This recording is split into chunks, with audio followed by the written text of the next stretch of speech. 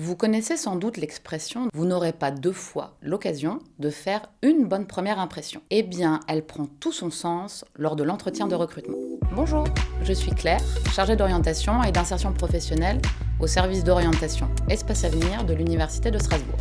L'idée majeure reste que l'on se souvienne de vous pour la qualité de votre prestation, pas pour vos loupés. Il s'agit d'un moment crucial, au cours duquel vous allez rencontrer l'employeur pour la première fois. L'idée est donc de lui donner une image positive de vous, de lui laisser une bonne impression et surtout l'envie de travailler avec vous. Une bonne première impression commence bien souvent par être à l'heure, voire un petit peu en avance à son entretien. Et oui, cette fameuse ponctualité. Dites-vous juste que lorsque vous allez au cinéma et que vous arrivez en retard, le film ne reprendra pas juste pour vous. Et bien lors d'un entretien, c'est exactement la même chose. Essayez ensuite d'avoir une tenue soignée pour le jour J. L'idée n'est bien sûr pas de mettre une tenue de cocktail, mais le fait d'avoir pris soin de votre look traduira votre motivation à passer cet entretien. Et on n'oublie pas bien sûr d'être souriant, de regarder son interlocuteur dans les yeux, d'avoir un ton posé et dynamique. Pour être à l'aise, il n'y a pas de secret, il vous faudra une bonne préparation, un peu comme un sportif avant une compétition. Il faut savoir ce que l'on va dire de soi, comment le dire, avoir la posture qui accompagne le discours et surtout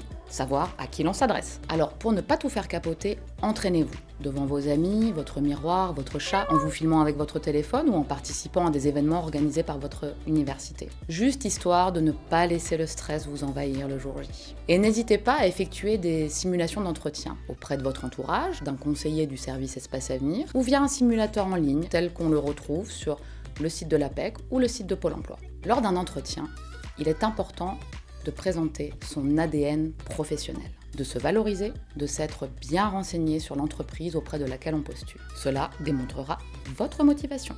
Avant votre entretien, petit conseil, consultez le site internet de l'entreprise ou de l'institution auprès de laquelle vous candidatez. Juste histoire de savoir quelles sont les valeurs qu'elle véhicule, ses engagements et son actualité. Gardez à l'esprit qu'un entretien est avant tout un échange et pas un interrogatoire.